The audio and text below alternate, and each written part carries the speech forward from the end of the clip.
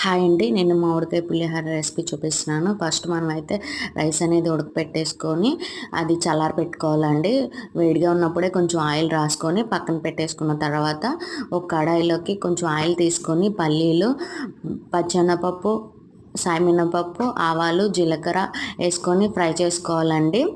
Fry చేసుకున్న తర్వాత అందులోనే పచ్చిమిర్చి, కరివేపాకు, ఎండుమిర్చి వేసుకొని అవి కూడా అన్నీ ఫ్రై అవ్వాలండి.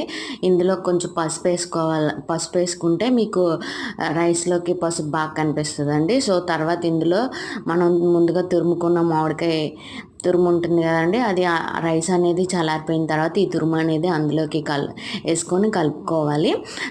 ఇందులో సాల్ట్ వేసుకొని ఈ రెండు బాగా కలిసిన తర్వాత మనం ఫ్రై చేసుకున్న పోపు ఉంటుంది కదండి, అది అందులో వేసుకొని కలిపేసుకుంటే మీకు సింపుల్గా అయిపోతుందండి. రైస్ అనేది కొంచెం పలుగ్గా ఉండాలి, లేదంటే మెత్తగా ఉంటే టేస్ట్ బాగోదండి. చూసారా పులిహోర అనేది